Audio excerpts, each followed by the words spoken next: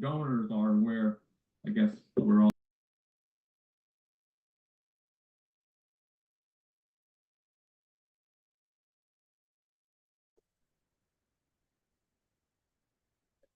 All right, welcome to the House Environment and Transportation Committee bill hearings for March 27th. We will start with Senator Carrozza, SB 808, Anaerobic Digestion Technology Coordination and Guidance.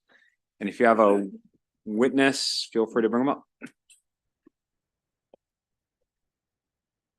Thank you, Mr. Chair. It's good to see you in the Senate Education, Energy, and Environment Committee. For the record, Senator Mary Beth Carrozza representing Maryland's coast, and that includes all of Worcester County, Somerset County, and more than half of Wycomico County. And I appreciate this opportunity to present Senate Bill 808 to you, and it's an anaerobic digestion technology, a simple coordination and guidance bill, and ask for your support for this. What it would do, it would require the Maryland Department of Agriculture, in coordination with the Maryland Energy Administration and the Maryland Department of the Environment and the Department of Commerce, process getting everybody working together to establish guidance for farmers regarding the development and implementation of anaerobic digestion technology. So this guidance would include information on obtaining required permits, and electric interconnection, available tax incentives and energy rebates, and relevant regulations for waste systems, especially those that incorporate animal waste. The bill also directs the Maryland Department of Agriculture to coordinate with the same Maryland agencies, along with the University of Maryland College of Agricultural and Natural Resources, you'll hear shortly from, and the University of Maryland Eastern Shore, in my district, the land-grant university, to coordinate with farmers and electric companies, really to ensure that we have a process in place, putting all the information in one place, clarifying what permits are needed, and making this process easier for all of those involved. As a reminder, and I had to go back and take a look at this, there are some I know on this committee that are more expert in this, and some who it may be new. Anaerobic digestion is a process through which bacteria breaks down organic matter, such as animal manure, wastewater, biosolids, and food waste. This process creates a product known as biogas. And when purified, biogas is a renewable energy that can be used to provide heat, generate electricity, fuel our vehicles, and create other energy products. I'd like to share with you that anaerobic digestion is beneficial to our farmers in ways that more traditional waste management systems simply do not offer. For example, anaerobic digesters can destroy more than 90% of disease-causing bacteria, helps keep the soil healthy, and protects local water resources by reducing nutrient runoff. It also allows farms to be more energy independent. Many farms must engage in diverse revenue streams in order to remain afloat, and anaerobic digestion is a potential revenue stream for our farmers that can also contribute to our renewable energy goals. Just like to share with you, and I have been on site to Millennium Farms, is a 50-acre farm in Pocomoke in Worcester County. Delegate Otto represents that area as well. And they have an anaerobic digester facility that has been in operation since 2017. The facility converts 1,200 tons of poultry litter from the farm into nutrient-rich soil conditioner sold under the brand name Element Soil. Based on the success of this facility, the operating company is currently working on building a second anaerobic digestion facility in Somerset County and intends to work with various agriculture-related projects in cooperation with the University of Maryland Eastern Shore. The digest produced by anaerobic digestion currently is classified as an approved soil conditioner under the Maryland Commercial Fertilizer Law. And I want to give a little background. Last year, I sponsored legislation that would have created a work group to consider incentives for the use of this organic soil produced by the anaerobic digestive process. But at the same time, the state of Virginia was conducting a similar work group called the Waste Diversion and Recycling Task Force, which released its findings in November of 22, which actually has been helpful in our efforts to develop this legislation. The University of Maryland also released the Maryland Animal Waste Technology Assessment and Strategy Planning Final Report in September of 23. And this also provided extensive information regarding specifics for anaerobic digestion in Maryland. So the thinking with this bill, Mr. Chair and members, was that we didn't need a work group. We could actually go forward with improving the current process for this industry. So this bill in front of you, not a work group, but it is based on the findings and recommendations of both the task force that I referenced and the report from the University of Maryland. And they recommended that there should be regulations that define siting, design, construction, and operational requirements for anaerobic digesters. The final report recommended to create consistency and efficiency in the process of permitting and with energy rebates, tax credits, and creating a regional approach to funding waste technologies that include out-of-state impacts. This, the bottom line is that we believe that this bill will help with the a process with a new industry coming online, and it's involving the players that we should have involved in state government as we move forward to make sure all of our partners have the information that they need with this new technology. Appreciate if I can, before I take questions, if we can hear from my two witnesses, Mr. Chair, and appreciate the opportunity to not only present the bill and ask for your support, but to let you know a little bit of the background that we did benefit from the work of some other organizations to move forward with this legislation. Thank you, Mr. Chair.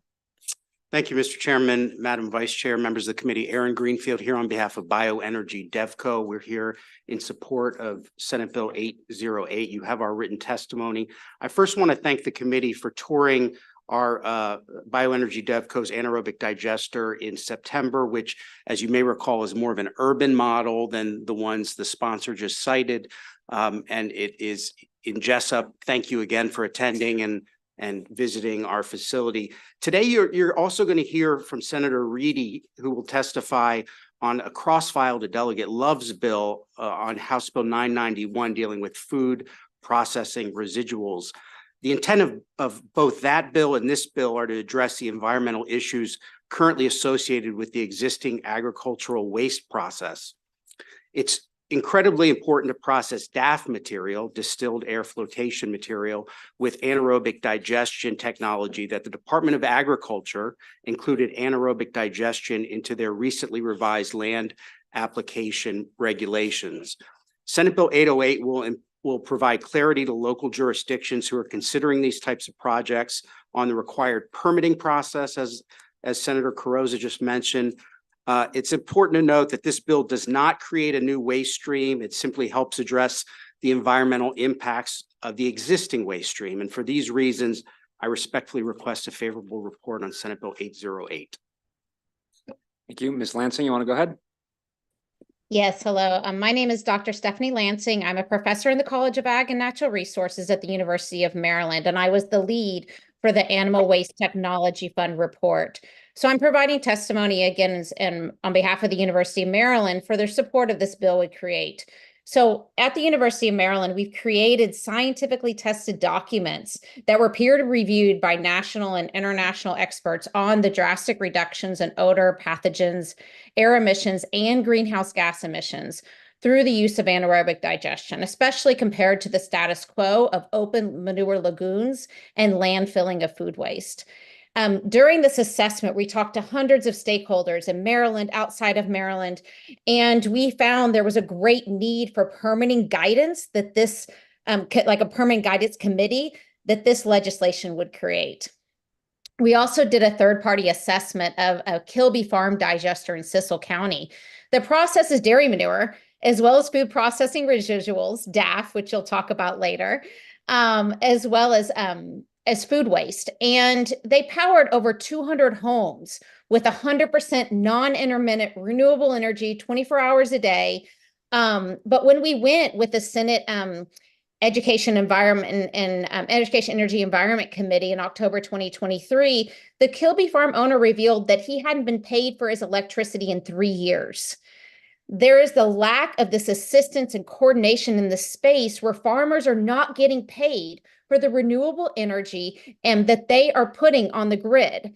And so creating the passage of SB 808 would ensure that coordination takes place between the county and the relevant state agencies to assure that another farmer doesn't have to wait 3 years for the payment they deserve for the renewable energy that they're producing and the greenhouse gas reductions through anaerobic digestion.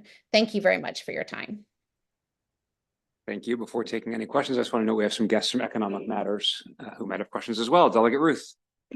Thank you, Mr. Chair, and thank you, Senator and Aaron. It was good to see you and appreciate the tour that we had. It was very helpful.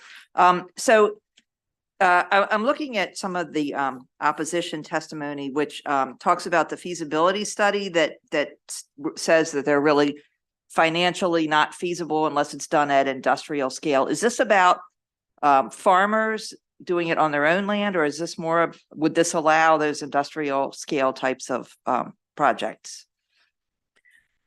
I'll let you go in more detail, but the purpose of this bill is to have improved that process for both farmers and others who are interested in pursuing this technology. Okay, thank you. And are there the bill as written seems to really go with the assumption that we're moving forward and we want to accelerate that. And I just wondered if there are any guardrails in terms of protecting the health and the environment, including nutrient management for the Chesapeake Bay.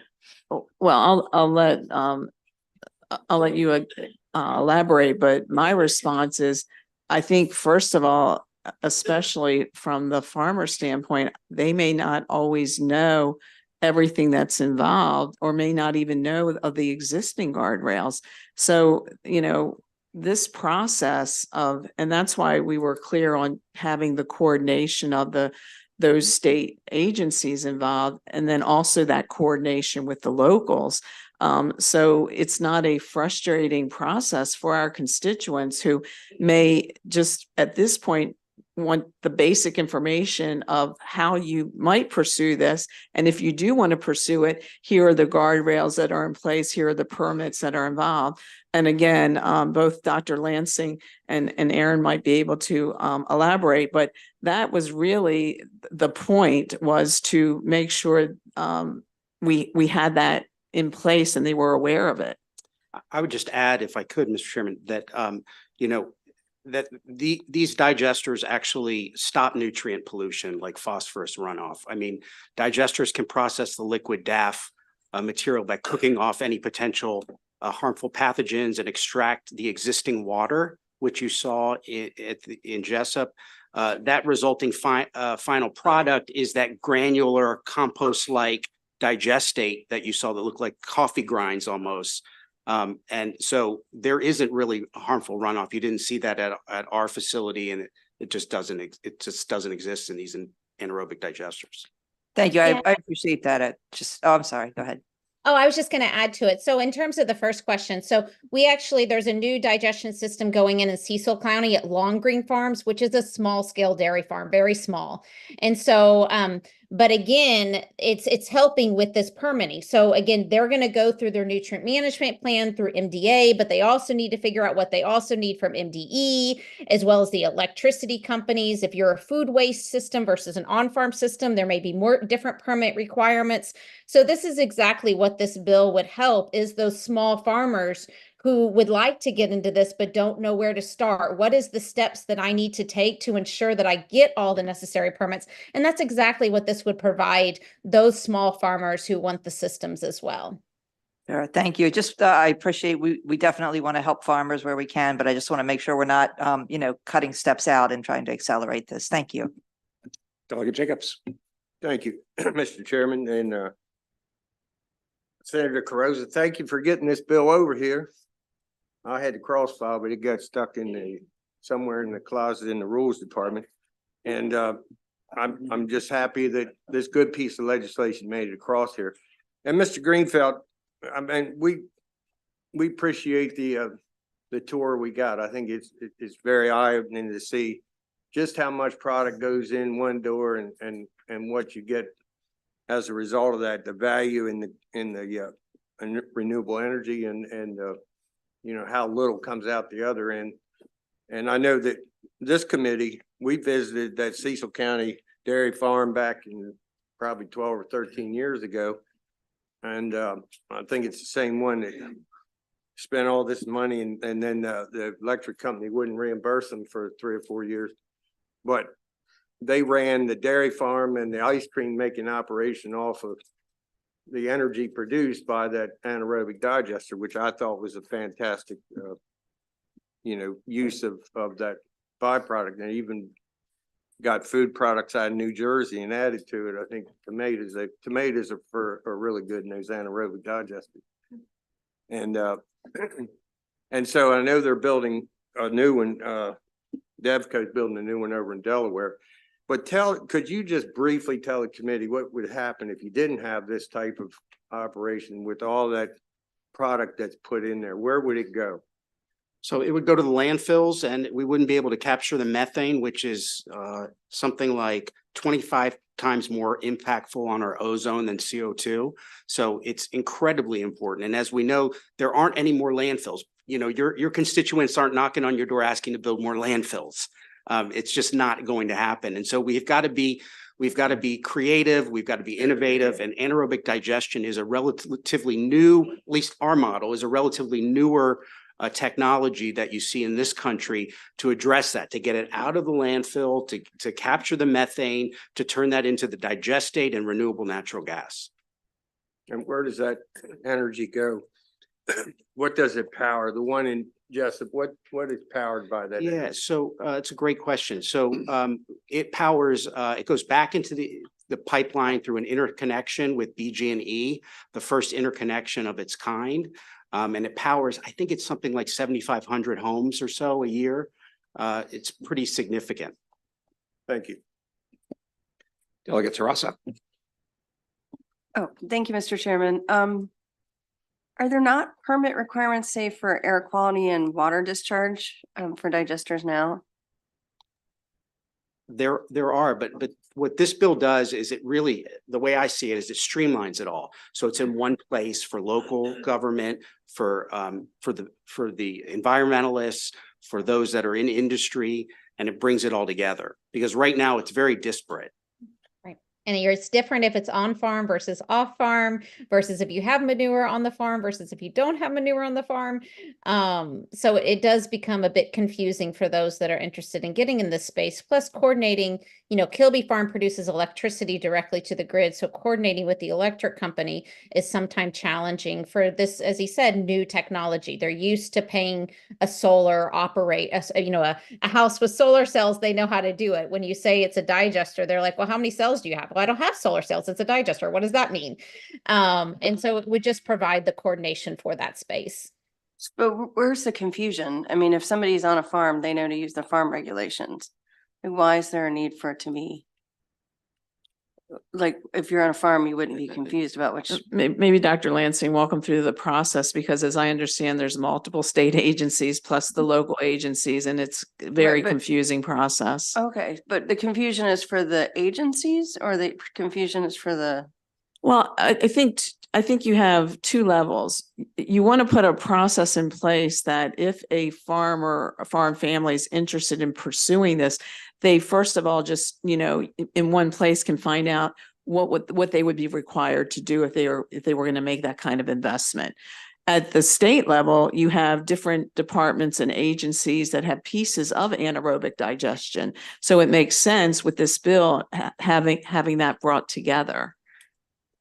Okay, and then I guess I just want to make sure, was there testimony that these things that these smell better? I thought I heard something about the smell of Yes, these. definitely smell. So, we'll talk about food waste residuals later, and food waste residuals can smell inside of a digester. That's one of the regulations is if you have a food waste residual, you have to digest it, compost it, or incorporate it into the soil. And digesting is definitely because you think about that all the gas is held inside of that vessel, and then as soon as you use it for electricity, even if you flare it, you've captured all the odor. So if you've ever been on a dairy farm that doesn't have a digester, you can smell the manure. If you go on a dairy farm with a digester, it eliminates that smell. It's all under the cover. And so whether it's digestion or food waste residuals, it actually eliminates odor. So it actually reduces the impact on the surrounding communities by that decrease in the odor. We farmers that I've worked with in Wisconsin, for example, one of the farmers, he said, we asked him the economics of his digester and what he liked about his digester. He said, my neighbors like me again. And he said, when my manure trucks go through, they don't smell. I can because it's a fertilizer. What comes out of the digester is the fertilizer that he puts on his field. Before, when it was just manure going on the field, it smelled when he was doing that. Now all the odor's been captured. And so he's still fertilizing his cornfields, but he's doing it without any odor complaints. And his neighbors actually come and get the compost, the soil amendment that he creates. And so he's created this, but again, if you're going to sell the compost, you need a permit for that. If you're going to sell the digestated, it's all the layers. Okay, so your point is that when you put it back on the farm, it smells better, but not, I do appreciate the tour, but one might say that it was not a good smell. Isn't that so? No, I look, it's not a great smell, but we're appropriately zoned. We haven't had an odor complaint. And again, to Delegate Jacobs' question, is it preferable to put that in a landfill where it's going to smell for sure, or put it in an anaerobic digester where you get the byproduct of renewable natural gas and digestate that can be used as a soil conditioner? So it is really, And then which one's closer to people? well, Okay, no, I appreciate that. yeah. So Thank you. I think in a Okay. farm and yeah. Okay, thank you. Delegate Ziegler, final question for this panel, please. Thank you, Mr. Chair. And thank you for the bill. I'm definitely a supporter, but I did want to follow up on Delegate Ruth's question about the soil amendments. Are they required to be analyzed and specifically folded into a nutrient management plan the way we have to do with any other kind of anything else we put on our soil? Yep. So they would be part of your nutrient management plan, and this would kind of help follow through that. Again, if you're using it just on farm is different if you're selling it, and trying to help farmers understand that, because especially if you're just doing manure and you're doing that, but now let's say you're taking food waste in and how that affects your nutrient management plan, this would help you understand how to stay within the permit guidelines. And Mr. Chair, if I could just make one final point, because when I just started to become a little bit more knowledgeable about this anaerobic digestion, I started to think about it 3 different ways. That you want to be able to say that there's benefits of using this technology at every stage. So when you think about it, the first thing you're doing is you're diverting this organic material from landfills and incinerators. That's that stage, and reducing emissions. The next one is you're offsetting the use of fossil fuels through production of renewable energy, and the development of hydrogen.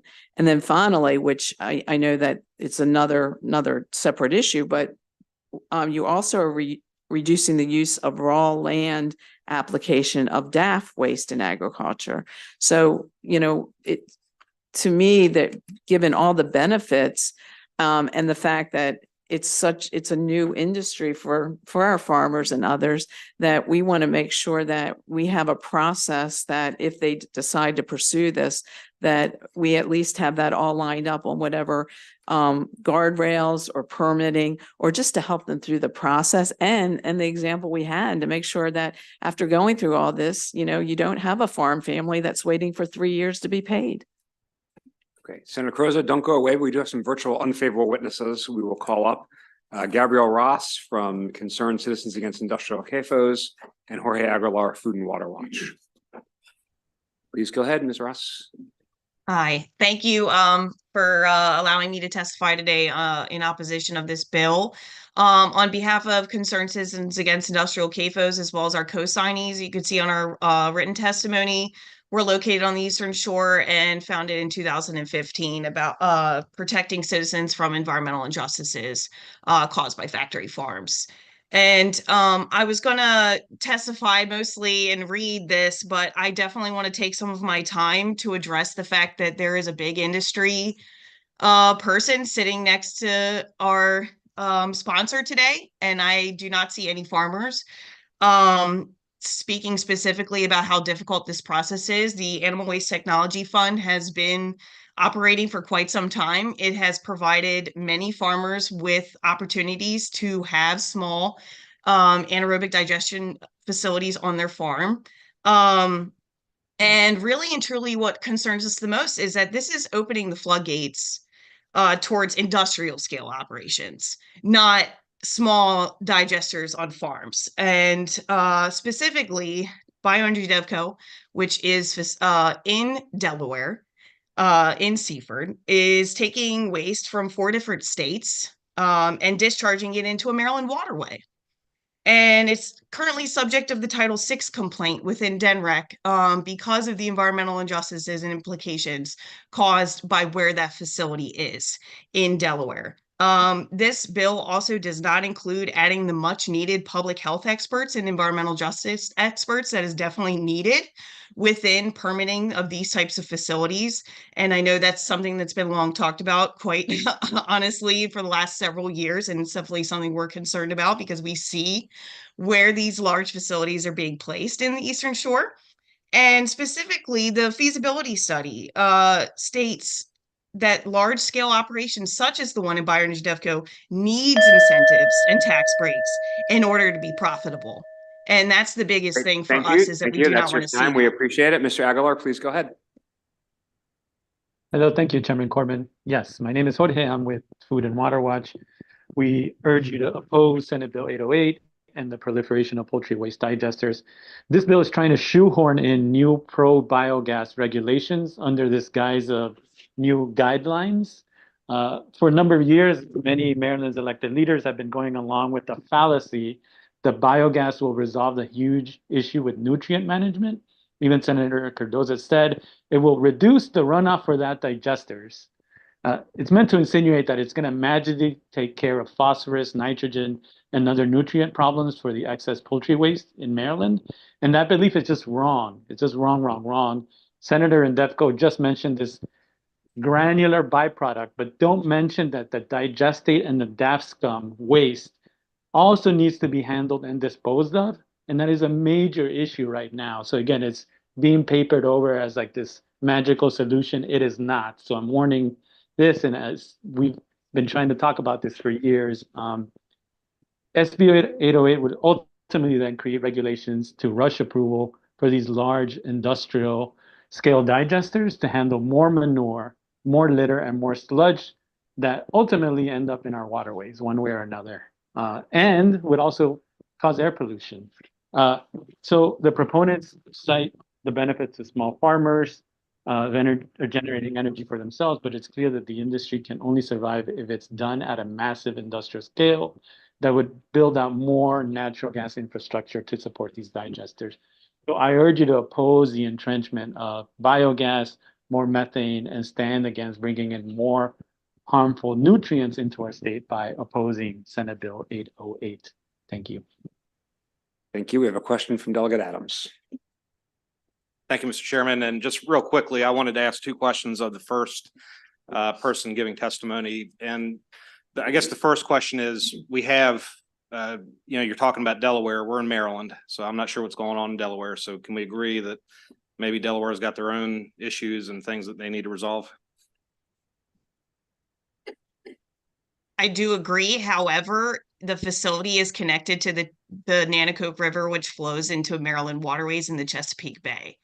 And this type of bill would increase tax incentives for an out-of-state facility. All right. Well, you had me at I agree. So I'll ask you. I'll ask you the second question. I'm the chair of the Eastern Shore delegation. Farming is not going anywhere. Poultry is not going anywhere. the state of Maryland can't afford to have that happen. So isn't the bill, this is my only isn't the bill here to provide viable options, which frankly are all the above, as to how we handle farming and poultry and agriculture? And why would we not, even from your position, not be looking at all of the above options to resolve environmental concerns for the Chesapeake Bay? Well, first, I think we already have tax incentives through the Animal Waste Technology Fund that have existed for quite some time. And there are several farmers who have anaerobic digestion facilities. I am not opposed to small scale, but what I am concerned about is the large scale facilities that are seeking to inject methane into pipelines that are going through environmental justice communities, as well as gravely impacting these types of communities. And we've already done numerous studies over the last couple of years, spent lots of Maryland taxpayer dollars on these studies, as well as work groups in the past several years. I mean, we're not talking about renewable natural gas here. We're on the bill. We're talking about anaerobic digestion. So I think part of it is that I think you agree generally on all the above is better than limiting the options that are out there. Anaerobic digestion literally creates methane gas, and that is the whole purpose of why these large scale facilities are trying to get tax incentives. All right. Well, I'm going to leave there. I'm out of committee, but from the Economic Matters Committee standpoint, my background, I think farming and ag would be well served by having an all above approach, which is what the sponsor is trying to do. Thank you, Chair. Vice Chair Boyce. Thank you, Mr. Chair, and thank you for your testimony today. I do have a question about, I hear what you're saying, but what is the alternative? What is the alternative? Because we're still going to have chicken, and we're still going to have all these other farms, and we're going to still have all of this waste. What do you suggest that we do with this, if not this? Or if this is not the answers? Yeah. So Delegate Boyce, I think that's kind of a false choice. I mean, I think what we're presenting is that we think this will actually make Well, it's not about a worse. choice. I'm asking, what are the other alternatives? Well, that's what I'm saying. Well, this would make it worse. So, right, like if it's not that it's improving things, I think this would make it worse by bringing in more waste from out of state. So the other thing is that this is, I mean, there might be an argument for small farmers, but like I said, this is to bring in a huge, large scale industry into Maryland that doesn't currently exist using taxpayer funds. Seemingly, right, that Senator Cardozo will argue to take care of a problem. And we're saying, no, it's going to bring in more problems. There is gas tanks right now that had problems. There was a big accident last year. They're unregulated. There's actually another bill that's. We have a bill. Right, exactly. So there are major problems with this that have been unexamined. This is again by Senator Cardozo's own admission. We're learning from other states like Virginia by her own admission to draft new regulations. So that's why we should count what we've learned from Delaware. We're going to count what we learned. So again, I'm going to ask the question: if not, what is happening now that helps our farmers and industry to manage now? Like, and that's something you prefer now versus an extension of this? I just don't understand. I'll chime in there. So by all means, if we can use our taxpayer dollars to help the small farmer out, I am all for that. The biggest thing, because then they're literally generating electricity that can stay on farm, and they're dealing with their own waste. I participated in a town hall event last week that I was told by a member of Maryland Farm Bureau, that Maryland didn't have a waste problem. So, this is part of the situation here where I'm being told by industry that we don't have a waste problem, but yet, we're getting comfortable trying to bring in 4 different states' waste into a facility that's going to be discharging.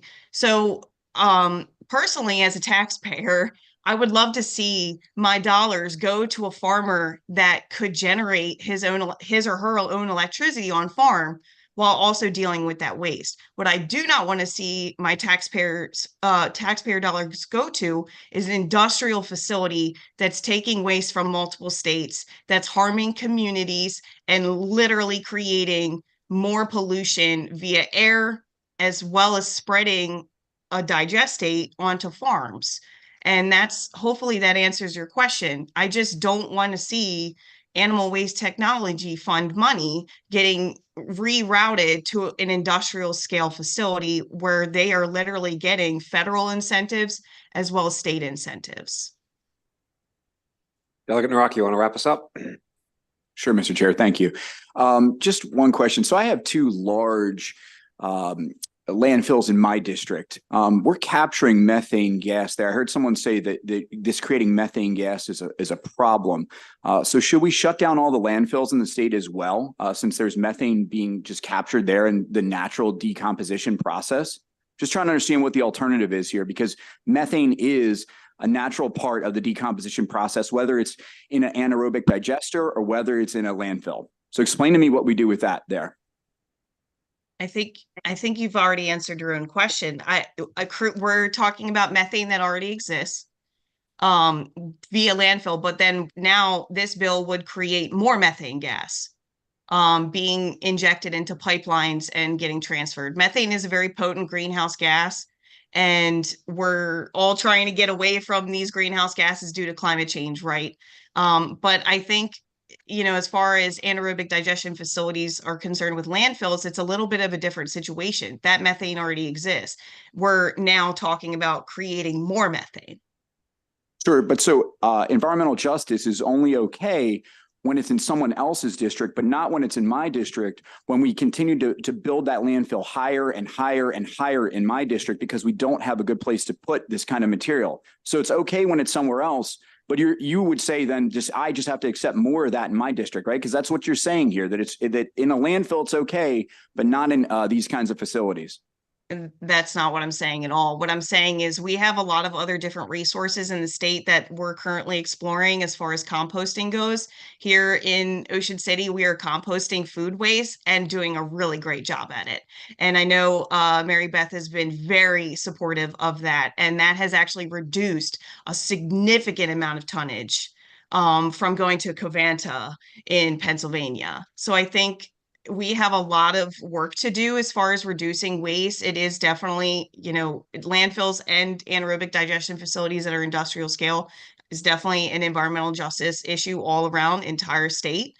But I think there's a lot of other different methods that we need to come together as Marylanders and reduce that type of waste that will reduce the gas. Okay, we'll have to agree to disagree. Thank you, Mr. Chair. Thank you. That concludes the bill here on SB 808. Before we turn to the next bill, I do want to acknowledge we have a committee alum in the audience, former delegate from Southern Maryland, Delegate Jerry Clark. Give a wave. And I'm sure after sitting through the last 35 minutes, you are not regretting any decisions you've made about your career path. So.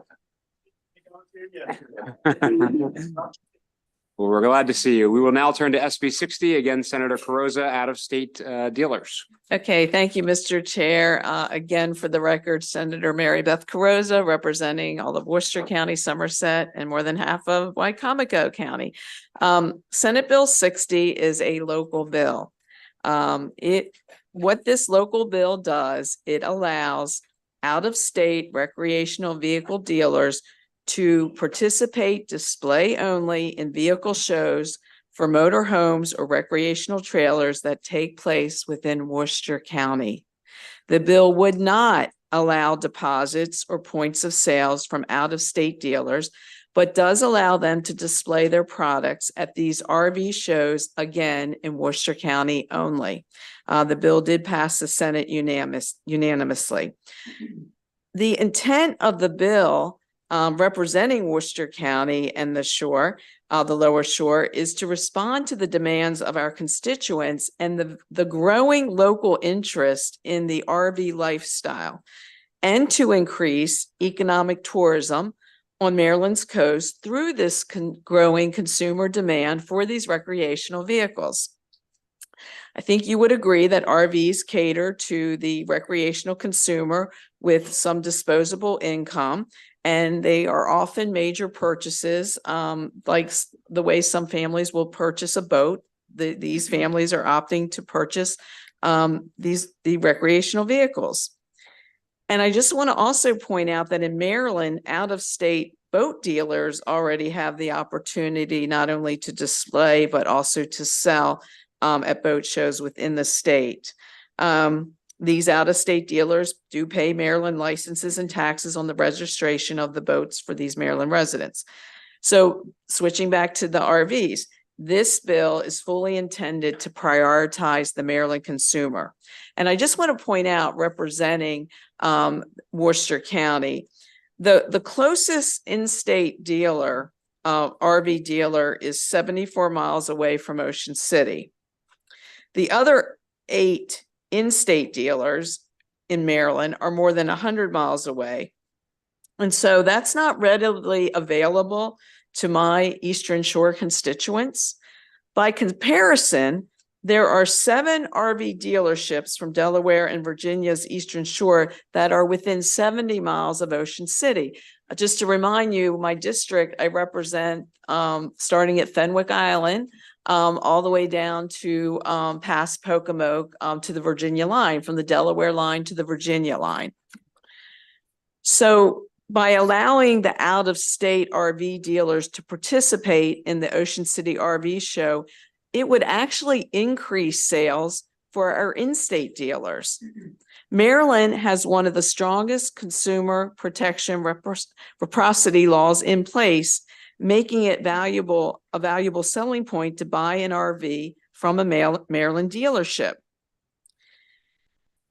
You all also know from the frequent visits that you make to Maryland's coast that Ocean City is already a tourist destination. And this is really intended to increase sale opportunities for the in-state vehicle dealerships, along with allowing the out-of-state to display only, giving more options for our consumers and our constituents. And I also want to point out the Ocean City RV show, the first one, which was held in October 12th through the 15th of this past year, attracted over 7,500 visitors from across Maryland, Delaware, Virginia, New Jersey, Pennsylvania, and Ohio. So it really underscores why it would make sense to allow these out-of-state RV dealers to display only in Worcester County only. So I respectfully am asking for the committee support for SB 60 for a local courtesy bill. Thank you, Mr. Chair. Thank you, Senator Carrozza. I do not see any questions. I think there might be an unfavorable witness here, Steve Shapiro, if he's here. No? Okay, that concludes the bill hearing on SB 60. We will now turn to Administrator Nizer for SB 277, vehicle laws, driver's licenses, learners instructional permits, and identification cards. Administrator, please go ahead. Thank you, Mr. Chairman and members of the committee. I appreciate the opportunity to be with you today. For the record, my name is Chrissy Nizer. I'm the MBA administrator, and I'm here to testify in support of Senate Bill 277, which did pass unanimously in the Senate. The companion bill, House Bill 161, is also passed out of the House. And just as a brief refresher, the bill permits the MBA to issue ID cards to certain populations, such as our homeless customers, at no charge, which is often an important means to access life's opportunities, whether that's for jobs or housing resources. There was one amendment to the Senate bill that just clarified. We had a broader provision about other individuals determined by the administration. The Senate clarified that to ID cards that are where we're participating in another state agency program, and those ID cards are required. We are fine with that amendment as drafted and worked out with the Senate committee. With that, I would ask for your favorable consideration. There are a few other provisions, but again, it passed unanimously. So happy to answer any questions. Thank you. Seeing no questions, let's turn to HB 285, vehicle registration fee due to outstanding warrant repeal. Please go ahead, Administrator. Thank you again, Mr. Chairman. Again, for the record, Chrissy Nizer, MBA Administrator, here in support of Senate Bill 285, which passed again unanimously in the Senate.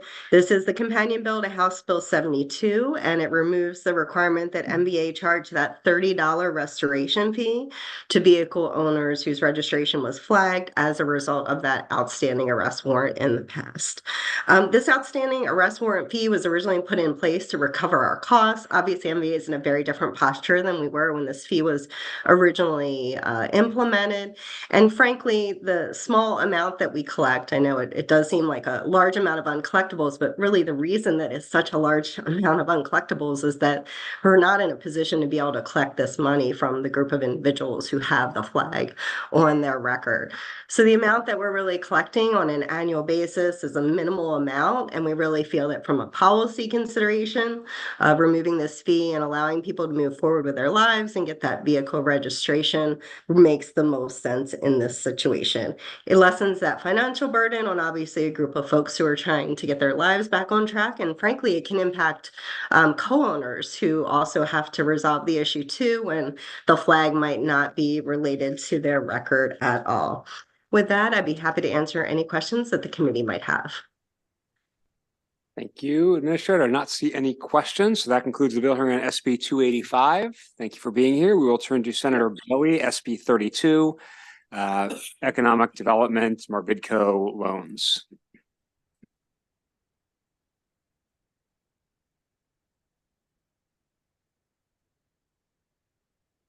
And distinguished members of the committee. Senator Bailey representing St. Mary's and Calvert County, District 29 for the record. I'm going to talk to you about Senate Bill 32. This is just like the bill, House Bill 120 that this committee passed, and it passed the entire House of Delegates. The Senate added an additional amendment to address a concern with another loan program, and I'd like to take a minute to explain to you that amendment. In 2022, the General Assembly passed legislation that included provisions allowing Marbidco to make loans to seafood processing projects, including oyster shucking facilities. The law currently permits these loans to be granted based on the number of full-time jobs that are expected to be created or retained by the project. An issue arose that these shucking facilities are not in operation all year round. So the amendment gives them the opportunity to receive financially based on the number of seasonal full-time jobs projected to be created or retained by that business. This would permit these funds to go to these facilities as intended by the original law. I respectfully request a favorable report, and I'd entertain any questions. Thank you. I know Steve McHenry from our Bidco is here in case there are any technical questions, although I'm sure, Senator, that you could handle them if you needed to, but I don't see any questions. So I think we are good to conclude the bill hearing on SB 32, and we can turn to your SB 166, Waterway Incident Notification System Work Group. Thank you very much again, Mr. Chair, Madam Vice Chair, and distinguished members of the committee. Senator Bailey, representing St. Mary's and Calvert County, District 29 for the record. This is the cross file of House Bill 256, which passed this committee and the House of Delegates earlier this session. I'd have the opportunity to review the House's and this committee's amendment. I would openly accept them, and I respectfully request a favorable report with that amendment on Senate Bill 166. Great. We always appreciate senators who like the House versions of things. So excellent. Any questions? Okay, seeing none, that concludes the bill hearing on SB 166. We will turn to Senator James, I think I saw, SB 107, Commercial Law, Statutory Liens, Motor Vehicles Towed or Removed from Parking Lots. Thank you, Mr. Chairman. Well, nice to see all of you. I believe that, for the record, Senator Mary Delaney James representing Harford County, and I believe SB 107 does have a House cross file, so and I think you did have a hearing, so I will be brief. SB 107 is codifying and making very clear that a possessory lien exists after a vehicle has been lawfully towed. Maryland has a very expansive and detailed statute in the transportation article that outlines what a lawful tow is from a private property. And thereafter, once it's towed, you can see in the statute, it'll say things like the vehicle owner may always access the vehicle to get their personal property out. And a towing company should be open 24/7 so someone can retrieve their vehicle and pay their bill. But in 1990, a case almost on point to this, what I'm talking about, a private property tow, the Maryland Court of Special Appeals in Glen Cade versus Montgomery County, said the issue of a possessory lien was not sort of held for appeal. It was abandoned. But they said, nonetheless, we look at this statutory scheme in Maryland's transportation code and say, clearly, there is a contract, an implied contract that once the car is towed, there's a consent to be towed because you have to have all this signage. And then there's an agreement that the vehicle owner must pay the charges, lawful charges, to recover the vehicle. Nonetheless, this issue has never been cleared up and made absolutely explicit as it has in other states. So I started to research this because I think everybody feels like when your car gets towed, you pay the bill and then you get your car back. Well, I couldn't find a state that hadn't codified towing liens, but I'm not saying there couldn't be one, but obviously the modern way, the majority way, is that you have a very clear statute that lays out what is a lawful tow and obviously what is an unlawful tow. And if there's a lawful tow, here is what happens. There's a possessory lien. There are two amendments that were put on the bill by me. One was, and both of them were to clear up a mistake. One, the bill was retroactive. I can't explain that, but it's obviously only prospective. And two, the bankers people came in and there's you'll see where we're codifying this. There's a whole scheme for liens on vehicles. There's garageman's liens, there are mechanics liens, there's storage liens, and there are obviously car loan liens. So the bankers rightfully came in and said, look, your towing lien needs to be subservient to all of those, which is the natural way the statute reads. So that was in there as well.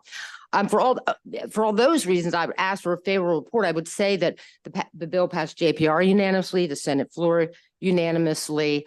I do note that the Attorney General has put in the same testimony dated March 5th that they did in the bill before I amended it. So I'm not sure if they still have any issues, but I do want to just clarify that I would really strongly suggest that you talk to the bankers and anyone else that's really familiar with this. I don't want to get in the weeds, but the Attorney General's other issue in that testimony flies in the face of how this really works, and the bankers would explain to you that the other thing the Attorney General is a little concerned about just is not what occurs. But I'll stop there rather than try to argue with myself. Thank you, Senator. I do not see any questions, so we appreciate you coming over, and that concludes the bill on SB 107. We have Senator Reedy, SB 1074. Agriculture, food processing, residuals, utilization permit establishment. All right.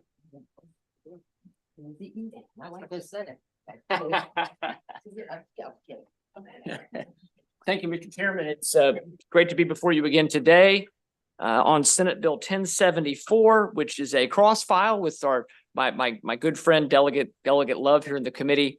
And I'll briefly introduce the bill just as a reminder to the committee, but I won't go way in the weeds. There are a couple of differences between, I think, the version that passed the Senate and the also wise version that you all passed, and I'd like to lay those out and see if we can just discuss them briefly. But Senate Bill 1074 is bipartisan legislation that would establish a regulatory program at MDE for the usage of industrial sludge. This was brought to me by constituents in my county who were dealing with one particular bad actor was spreading this fertilizer, not in conflict with state law at the time, but was spreading it constantly. And it was not violating his nutrient management program, strangely enough, but the smell was terrible, but he was also trucking a lot in and having it be stored on his property. And that's when we sort of discovered among the problems was that there really was no permitting scheme for transport and storage. And of course, as you all know in the committee, that there's an appropriate use for it. We want to be able to use recycled materials like this, but it needs to be, carefully monitored and regulated. We discovered working with my office and our delegates in District 5, as we worked with the Department of Agriculture and MDE, we discovered these issues and similar complaints throughout the state. So the bill as amended sets up a rigorous regulatory framework and permitting process for the storage, transportation, and application of food processing residuals. And in this form, the bill is protective of ability of farmers who've used the product responsibly to continue to do so, but giving the Department of Agriculture broad authority to address bad actors through permitting and make sure that we know what's happening in this space. The bill authorizes, as amended in the Senate, the bill authorizes the Department of Agriculture to deny, revoke, or not renew a permit if the applicant is subject to an enforcement action, consent order, or ongoing investigation by the Department of the Environment. The bill also retains the ability for them to seek an injunction if the actions of a permittee constitute immediate or irreparable harm to the public. It aligns and this I think is one difference in the bill. It aligns food processing residuals with other nutrient resources as it relates to the transportation and nutrient management, refers back to the University of Maryland recommendations for nutrient application rates. The bill from the Senate received, bipartisan support, unanimous in the committee, unanimous on the floor. I think we got good feedback on the amendments from the Chesapeake Bay Foundation, but the bills are close, I think. We just want to see if we can talk about working through it. Definitely want to be sure this bill gets through. It has, the great thing about this is it's really had bipartisan support throughout the process in both houses. And we have the farm community, Chesapeake Bay Foundation, folks sitting together saying, hey, we want to get this done and make sure we address this issue. So I would ask for your support for the bill and happy to take any questions. Great. Thank you, Senator. My suggestion is you get with the sponsor. I want you to be spending more time with her if I have my way anyway. So get together and figure out how to work through this and let's get it done. Sounds Any other good. Thank you. questions? Great. That concludes the bill hearing on SB Thanks so much. 1074. Why don't we bring up Senator Simon Ayer, who's been waiting for a while, SB 353. Where do you want to go by? I think you might have a witness, Senator Ryan Potowiak, if you want to bring them up. I don't know if they're here. Oh, no. I thought this was sponsor only, but I'm trying to accommodate you because someone signed up, but if they don't want to testify, that's great. Go ahead. Okay. Thank you so much. This is Senate Bill 353, Senator Simon Ayer for the record, CAD Task Force, which is Confined Aquatic Disposal. In my 18 years down here, I haven't put a task force bill in yet, but I put this one in because it's very important and needed. It's the unofficial cross-file of House Bill 886, as the House has amendments to conform it to this consensus Senate bill. This bill deals with commerce, environment, communities, and health. And I'm pleased to report that we have been able to bring all the stakeholders together, as you can see by the extensive support in your folder, including the Port Administration, Chesapeake Bay Foundation, local communities, and others, where everyone is in agreement and supportive of Senate Bill 353. As sent over, this task force reactivates and utilizes the Port Administration's Bay Enforcement Work Group structure, while adding a few more members, including legislators, which I am willing to serve on. Sets the objectives for the task force, establishes both that the Port and the General Assembly receive a report of its finding, and lastly, just as important, provides transparency while discussing a topic that has many passionate stakeholders and interest.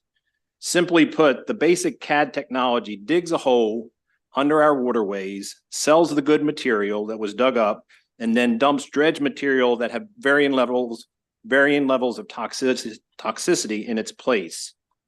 Recently, the Port announced that they had a pilot CAD program, and it created quite a stir in our community and throughout. And other states have had similar opposition from environmentalists and so forth. This legislation is the vehicle to help provide communication between all those involved and provide solution. This task force evaluates the viability of CAD in Maryland, and if determined viable, it studies and makes recommendations for guidelines to implement an environmentally friendly, community-sensitive, and safe CAD project. Respecting the committee's time, I won't go over all the details of CAD as you've had a similar hearing on that detail, but I do want to emphasize the absolute need for this legislation. As I said, it is so important to communities throughout the state that they feel part of the process, have a seat at the table, and have public transparency. And regarding the fiscal note, the Port said it will incur and provide the cost with or without the legislation, but they support this legislation as the best way forward to forge good community relationships. Many of us have been working with the Port Administration for the last 6 months to get to this consensus legislation, so I ask for your favorable and quick consideration. Thank you. Thank you, Senator. Any questions? Delegate Foley. Thank you, Mr. Chair. Sort of a technical question, and it's just because I don't have much experience with this. So can you just explain to me what combined aquatic disposal is with of the dredge material? Like, what are you talking about there? So what's happening is in the inner harbor area, they have to take that out for economy for the ships to come in. It has different levels of toxicity in it. So what they want to do is go out and dig a hole in some other place in our waterways, dig that up, and then they'll take that dredge material, put it in there. Some cover it, some don't cover it. They have a pilot program right now, which is much smaller, and it's in a calm area. The proposed pilot program that they're talking about was putting it out in a very open area with waves and current. And a lot of constituents were concerned that it was going to come washing up on their shore. So this is the consensus we've came up with, and hopefully we'll find from the study. Okay, it strikes me that this is a pretty important issue right now. So Yeah. I appreciate the explanation. Thank you. Thank you. Any additional questions? Okay, thank you, Senator Salmonero. That concludes the bill hearing on SB 353. Let's call up a very patient Vice Chair Waldstreicher, SB 345, Transportation Vision Zero Advisory Commission Establishment.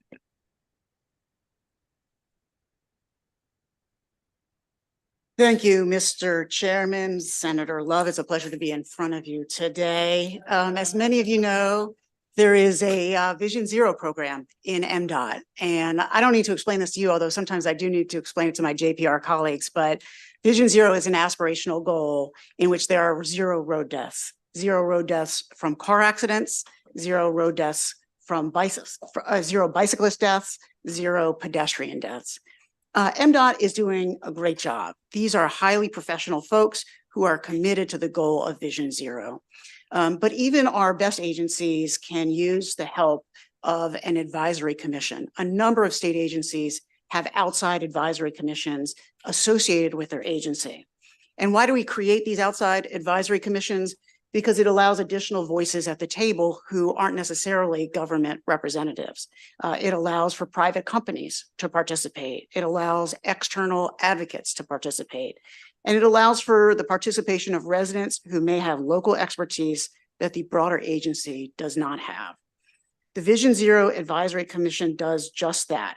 It mimics similar outside commissions and goes a long way and will go a long way to reducing roadway deaths in partnership with the Vision Zero program in the Maryland Department of Transportation. This bill is slightly amended from the original bill that the House heard. As many of you know, there's been an issue about how you remove people from boards and commissions. The original language in this bill did it one way. The Senate has adopted boilerplate language that does it a similar but slightly different way. The bill that came out of the Senate adopts the Senate's boilerplate language for removals from commission. There was no opposition. There is no fiscal note. The vote was unanimous in both committee and on the Senate floor. I ask for a favorable report. Great, thank you. Any questions on SB 345 for Vice Chair Waldstreicher? Okay, that concludes the bill hearing on Thank SB you, Mr. Chairman. 345. Thank you. We'll now turn to Senator Hester, SB 835, Environment Delegated Authorities, Well and Septic Program Permits. Oh, great. Please go ahead.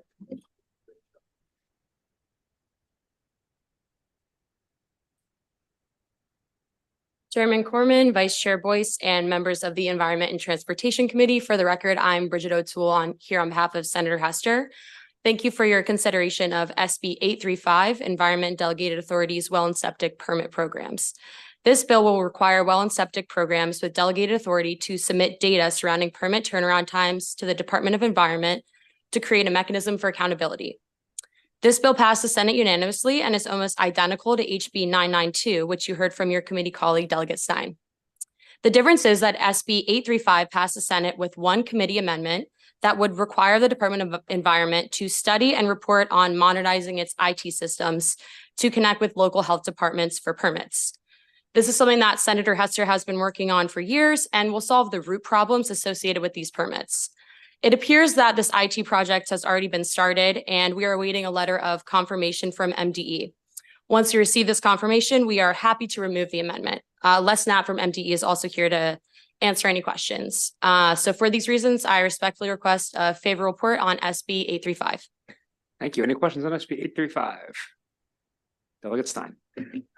And actually, Bridget, if I could take you up on your opportunity to ask Les to answer the question about the status of the IT preparation for the IT development. Thank you.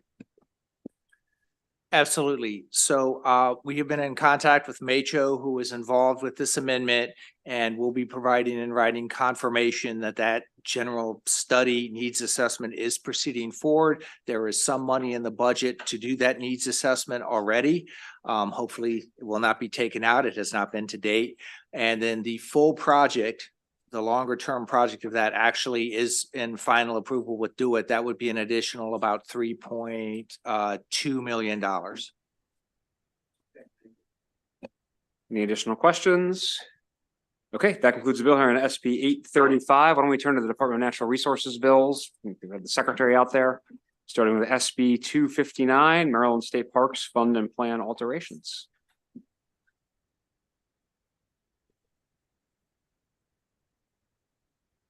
Good afternoon, Chair Corman, members of the committee. For the record, I'm Josh Kurtz, Secretary of the Department of Natural Resources. I'm joined by Assistant Secretary Paul Pedito for any technical questions here in support of SB 259. This is the cross file of HB 2228, which was passed the House of Delegates unanimously. The bill makes a variety of changes to the Great Maryland Outdoors Act to ensure the department has the necessary flexibility and timeline to implement the truly remarkable and generational bill that was passed by this body. There is one difference with the House bill, and that is related to an increase in the procurement cap for the department as it relates to the critical maintenance funding in the bill, the $70 million for the about 500 projects. We are been working very closely over the past year with the Department of General Services to ensure that we are getting these projects done in a timely fashion and that we're going to be able to get them done within the 2029 deadline if this bill is to pass. And so that is the one difference between the two bills. And with that, I would request a favorable amendment on SB or favorable report on SB 259. Any questions on SB 259? Okay, we will turn to SB 299, Coast Smart Council Duties and Authority. Excellent. Again, for the record, my name is Josh Kurtz. I'm the Secretary of the Department of Natural Resources here testifying in support on SB 299. I am joined by my colleague Ryland Taylor for any technical questions. The Co-Smart Council legislation was originally passed in 2014, and it established guidelines for how buildings should be built in terms of being climate ready and to create a system for the review of capital and local investment projects. Since the Co-Smart Council has evolved to enhance the process of review as well as to establish clearer guidelines for proposed project siting and design. Currently, the council is authorized to issue waivers to certain aspects of the requirements, and that process for waivers is has specific criteria related to the CoSmart design criteria that we look at.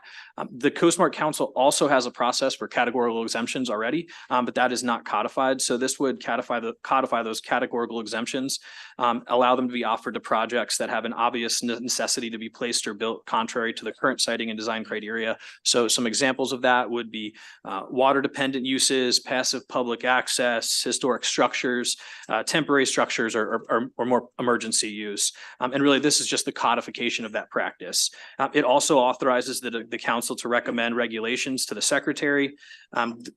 This is so that the council can have the ability to continue to implement the provisions of the statute and respond accordingly when future clarification is needed.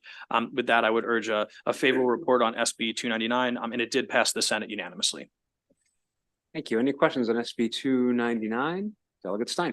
Thank you, Mr. Chairman. Mr. Secretary, good to see you. Just to confirm, so the bill would not expand the department's authority with respect to exemptions. It just is clarifying what is already practiced. Absolutely, yes, and make it more transparent. Great. Thank you.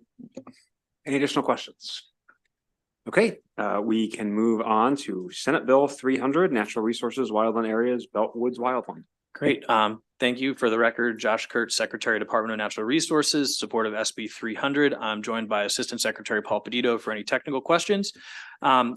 This bill, this is legislation that explicitly authorizes the department to take necessary action to preserve and protect two historic structures in the Beltwoods wildland system.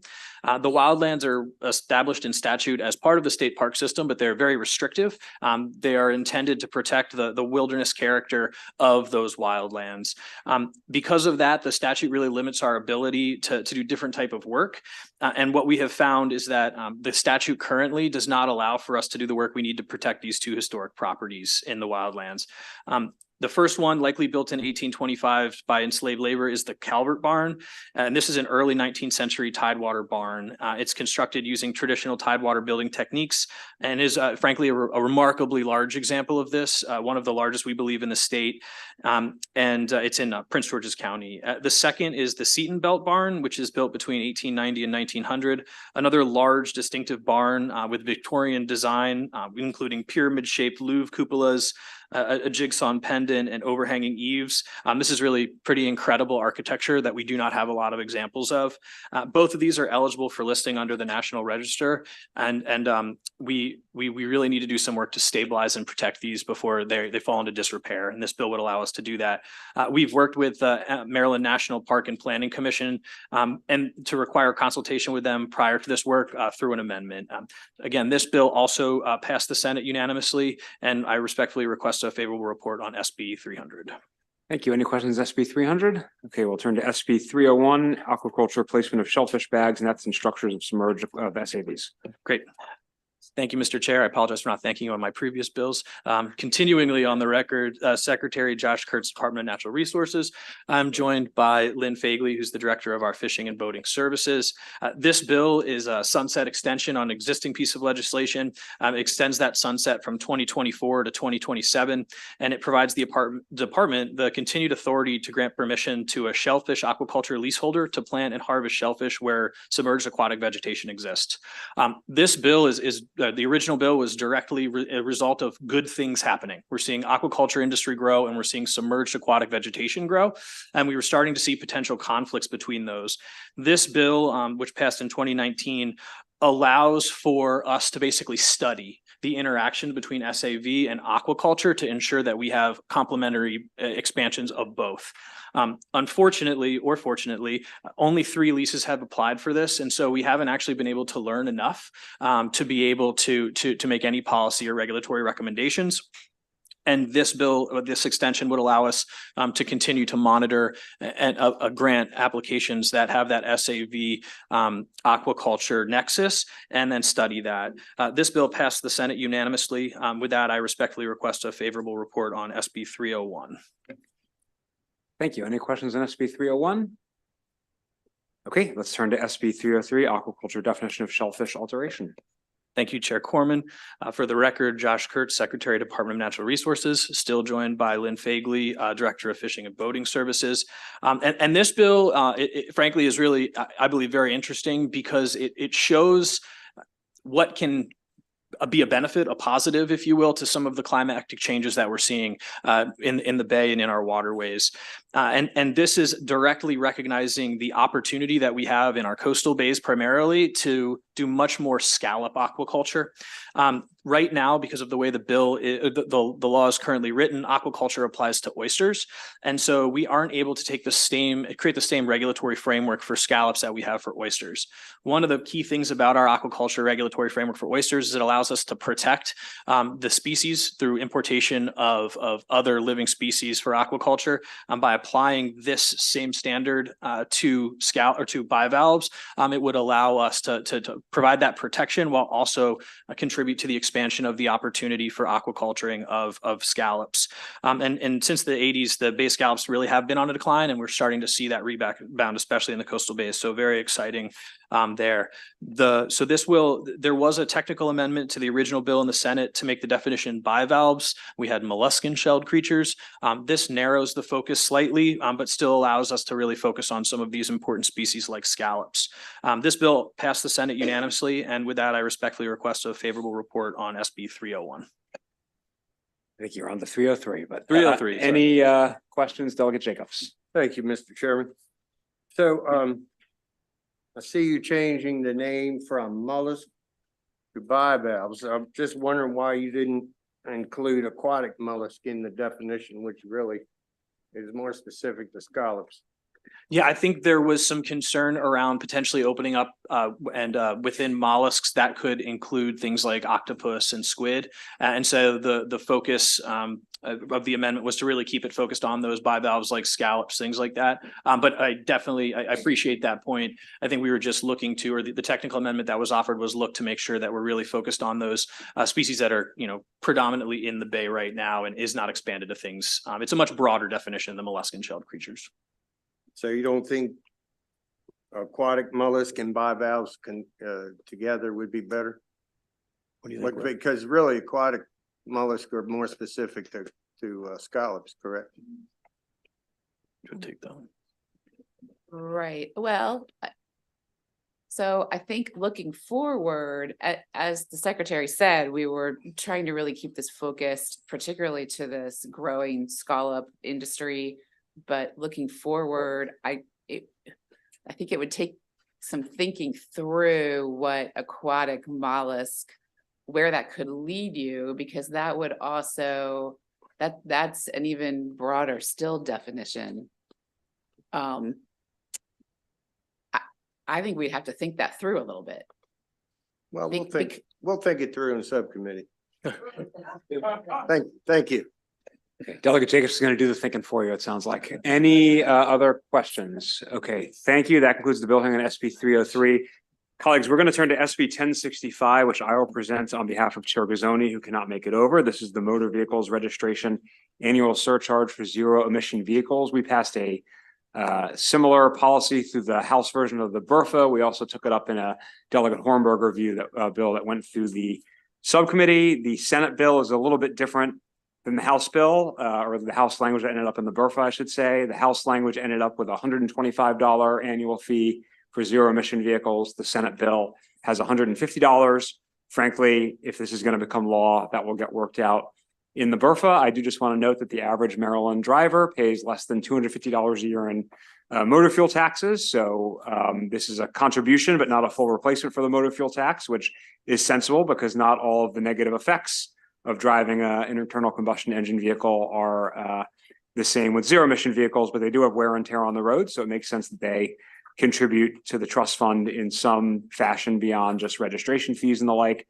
I will just highlight the fiscal note, which shows that even with the Senate's higher number, you're talking about $10 or $12 million a year, a lot of money to every individual in this room. When we're talking about a $3 billion 6-year transportation funding deficit, charging zero emission vehicle drivers is not going to fill the gap. With that is the bill. Happy to answer any questions on behalf of the sponsor. Okay, I know there's a witness in opposition in the virtual room, Scott Wilson from the Electric Vehicle Association of Greater Washington, D.C. Mr. Wilson, thanks for being here. Please go ahead. Thank you, Chair Corman and members of the committee. My name is Scott Wilson, and I'm Vice President of the Electric Vehicle Association of Greater Washington, D.C. We are an educational nonprofit, and our members, mostly in the DMV, have driven over 8 million all electric miles. None of the hundreds of EV drivers I'm aware of has any issue with EVs paying their fair share for using the roads. However, this bill charges a flat rate for all EV drivers.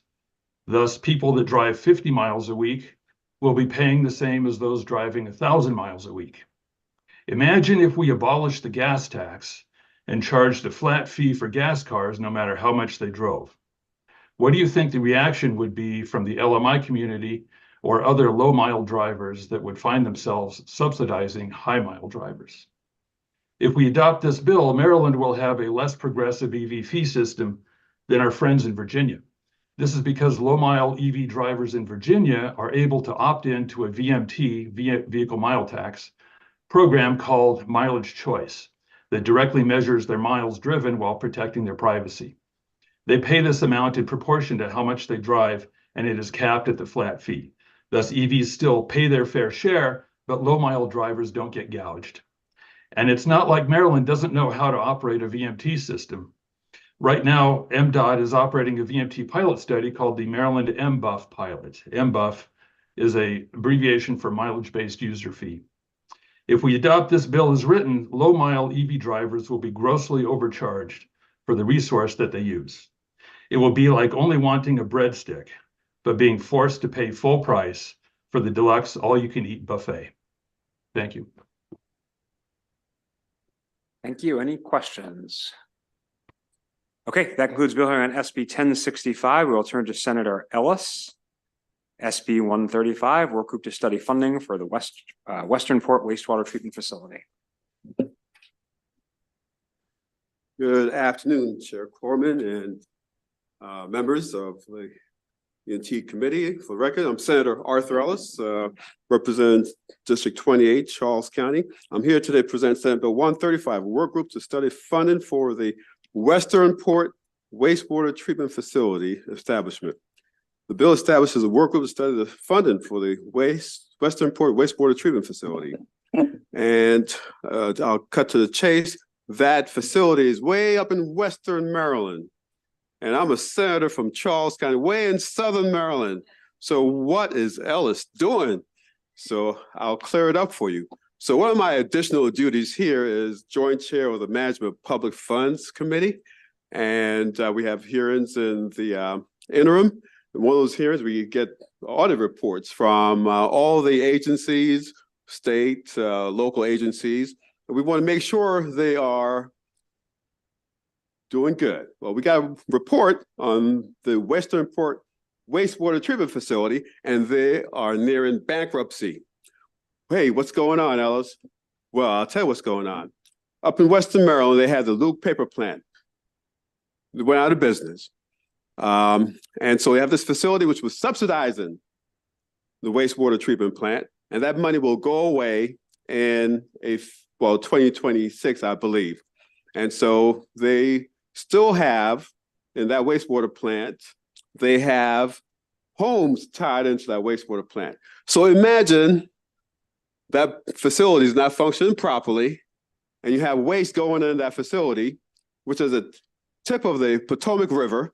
Imagine us downstream in the DMV with WSSC, the water supply, pulling our main water supply out of the Potomac River. That's the main water supply in the Potomac River that covers Montgomery County, Prince George's County, Northern Virginia, Washington, D.C., and in Charles County, we even tapped into that water supply. So I said, I will not see something and not say something. So this is me saying something about a big problem that is lurking in our state of Maryland. So I work in a bipartisan fashion with the senator from District 1, Senator McKay, and he's a co-sponsor on this bill and highly supportive of this bill, to set up this work group to make sure that we do something about a looming problem. Because I don't want a Flint water crisis in Maryland, Flint, Michigan. I don't want a Jackson, Mississippi problem in Maryland, because I don't want this to be a problem of the M's, right? Michigan, Mississippi, Maryland. And so it stops here. So this bill will kind of get the state involved to say, as a group, let's come up with solutions to avoid a looming problem. And I have a presentation here, and so the chair is gone. Chair Corman is gone, but let him know that I know that his district is right on the Potomac River right there, and I had a kind of little spiel for him, but I'll skip it. I'll share with him privately. But could you next screen, please? I'll just go through really quick. The purpose of this bill is to establish the work group to study the funding for the wastewater treatment facility. And next slide, please. The duties of the work group: identify and study existing funding sources that support the Western Port wastewater treatment facility, make recommendations. Next slide, please. This is a map, right? If you look, the Potomac River, Chesapeake Bay watershed on this map to the right in red, this first town with Montgomery County, Gaithersburg, right on the Potomac River, downriver all the way down through Prince George's County into the Bay. So this is a problem that will affect all of us if we do nothing about it, especially us in the Washington, D.C. metropolitan area. Next slide, please. I just want to say also that there's a report that came out a couple weeks ago talking about, the what WSSC, the Washington Suburban Sanitary Commission, have only a 3-day supply of water. If something happened to the Potomac River and something shuts it down, the entire region have only a 3-day supply of drinking water in store. And they're working on that on other levels. So this is a really serious issue, which we need to make sure does not blow up on us. So the Upper Potomac River Commission was set up. It's a state agency. Since 1960, it was set up by the state. Next slide, please. And you have this on the bill file, so I just won't go through word for word with this. The wastewater treatment facility, the design constructed the facility as a joint venture between the Upper Potomac River Commission, UPRC, and West Virginia Pulp and Paper, that's the Luke Paper Plant. As I said earlier, they're going out of business. Next slide, please. In June of 2019, the company owned Luke Paper Company ceased operations.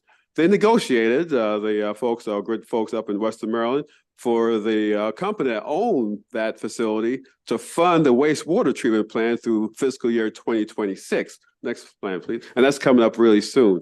So why this bill is important? It's essential that sewage treatment facility remains operational. We do not want, like I said earlier, raw sewage dumping into the Upper Potomac River. If it just stayed up there, that'd be bad enough. But coming downstream to the rest of us, it's terrible, and that's our main drinking water in the Washington, D.C. suburbs. The effects of untreated wastewater includes damage to agriculture, public health issues, overall ecosystem pollution, significant decrease in water quality throughout the region. Therefore, with the problem that is looming, I hope that you, committee, will help us, give us a favorable report on this bill and allow us to prevent a looming problem from affecting our state. Thank you very much, Senator. Any questions for Senator Ellis? Okay, seeing none, that concludes the bill hearing for SB 135. Thank you very much, Senator. Thank you, Mr. Chair. Next, we'll have SB 148, Senator Washington.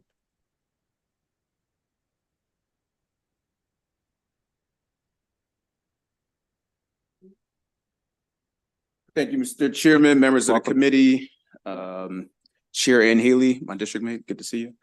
For the record, Senator Alonzo Washington here. With all due respect to the previous speaker, I do not have a PowerPoint for you guys. This is an environmental justice bill that we have here to present on SB 148 Comprehensive Flood Management Grant Program. This committee already passed this bill last year in a great posture.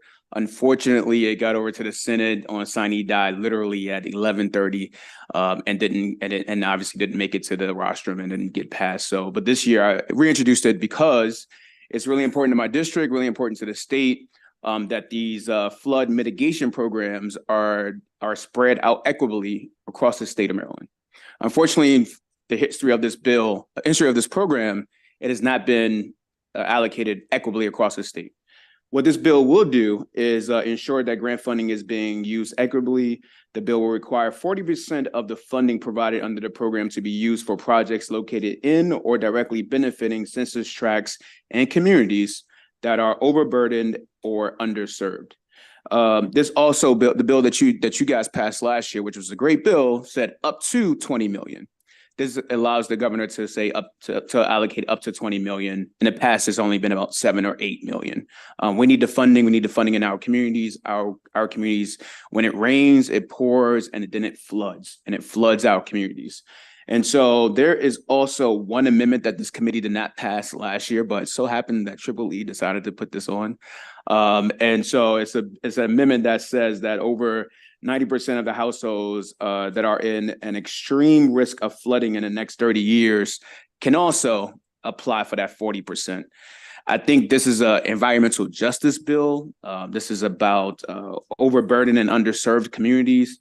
It already has a definition for that in statute currently. I don't think that amendment is necessary, but obviously this is at the will of the committee, and where you all feel we should move next. For these reasons and for the communities that I represent and the communities that are around the state that have not received funding from this grant program, I really urge a favorable report because it will really help them in mitigating flooding across the state. Thank you. Thank you very much, Senator. Any questions for Senator Washington? See. Delegate Log. Yes. Thank you, Mr. Chair. Senator, what does this bill do again? Does anybody else have a question? Thank you. Delegate Ruth. Thank you, Mr. Chair. Thank you, Senator. With the amendment that Triple E put on, that would also allow that emphasis on areas, I think it was 90%. Is there anything to prevent, say, a wealthy community that has extensive flooding from getting access to these? No, they that could amendment? get it. They could get it, which Thank will be you. contrary to the purpose of this bill. Any other questions? All right. Thank you very much, Senator. Thank you. Appreciate it. Thank you. Have a good one. That concludes the bill hearing for SB 148. Next, we'll move to SB 268. Understand representative from the Critical Area Commission is here. Thank you, Chair and members of the committee. For the record, my name is Kate Charbonneau. I'm the Executive Director of the Critical Area Commission, and with me here is my colleague Lisa Herger, our Legislative and Regulations Coordinator, to assist with any questions. We are here on behalf of Senate Bill 268 seeking a favorable report. This bill proposes updates to existing enforcement regulations in our critical area law in order to bolster local enforcement efforts and to allow the Critical Area Commission to respond more effectively to egregious violations that may occur in the critical area. It does three things. First, it makes technical changes to allow for the different types of enforcement authorities that are used by our 64 local jurisdictions by removing some existing specificity. Second, it removes a 30-day waiting period before the chair can refer a violation to the Office of the Attorney General in the event that a violation is not being enforced locally, allowing for a more timely response. And then finally, the bill aligns the types of enforcement actions that can be brought by the Attorney General to be consistent with the types of enforcement actions that can be brought locally, ensuring that there are paths available for consistent enforcement for all critical area violations when necessary. The bill does not take away any enforcement authorities from local jurisdictions. They are our first line of defense and remain so. Instead, it's intended to build off of existing tools and strengthen those tools for our locals. For these reasons, I urge a favorable report, and we are happy to answer any questions. Thank you. Lisa, did you have any testimony or here to help with questions? Here to help with questions. Okay. Delegate Morgan. Thank you, Mr. Chairman. So what is the problem and why do you have to have this bill? I mean, I live in a very rural area. And a lot of the areas that we come in problems with is overreach by critical area. And now it seems here that there's even going to be more reach, for lack of a better word. It's not intended to overreach. Our locals hold the enforcement authority. They are the first line of defense. When a violation occurs, they are required to respond to that violation, issue a notice, work with property owners on rectifying violations. However, our experience has shown that from time to time, those violations are not resolved locally. And so what it does is by aligning the opportunity for the Office of the Attorney General to step in on a broader suite of actions. When a very egregious violation occurs, the office can provide that assistance. It also allows the chair to be more timely if there is an egregious violation. So it's only for egregious violations or any kind of violation that's critical area seems that they want to enforce? It would be if it's not being enforced locally. If it has been being enforced, I have a couple of incidents with critical area down by me where, it takes 1, 2, 3, 4 years sometimes for something simple. And it costs the homeowners tens of thousands of dollars to fight the case before it goes to court. Somehow it just gets resolved. So like I said, we see, in my opinion, overreach. And then I see here, okay, well, the 30 days is no good. We want to start immediately with prosecution. I mean, I have seen locally in St. Mary's County that they do cite violations and they take those violations to court and they work with those property owners on resolving those violations within St. Mary's County. Thank you. Any other questions? All right, seeing none, that concludes the hearing. Thank you very much. And our next bill hearing is Senate Bill 854. Understand we have a representative, Washington County delegation, Liz Jones or Mary Medina. Welcome. Thank you. Thank you. Good afternoon, Chair and distinguished members of the Environmental and Transportation Committee. For the record, my name is Liz Jones, and today I'm here representing Senator Paul Quarterman, District 2, Washington and Frederick counties. Thank you for the opportunity to present Senate Bill 854, Agriculture and Nuisance Insects. In Washington County, we know these as the black flies. This is a local bill that is cross-filed with HB 929, which passed this committee both on the floor and in this committee unanimously. The bill requires rather than authorizes the Secretary of the Department of Agriculture to implement a program to control or eliminate specific nuisance insects from a certain region of southern Washington County. The cost of this program will be split evenly between the state and the Washington County government. Thank you for your consideration, and we respectfully ask for a favorable report on Senate Bill 854. Thank you. Any questions? Seeing none, that ends the bill hearing. Thank you very much. Thank you. And that ends the bill hearings for today. Announcements. Delegate Chair Holmes. Thank you, Mr. Chair. Housing and Real Property will meet at, let's keep it at 4 o'clock, 4 o'clock. Housing and Real Property, 4 o'clock. Zoom. Thank you. Chair Love. Thank you, Mr. Chair. Just a reminder, MVT is not meeting today. We are meeting tomorrow. Check your email for the new link. Thank you. And I'll announce that the Environment Subcommittee is going to meet virtually at 3:30. Any other announcements from anyone? All right, if not, then we are adjourned. Thank you very much.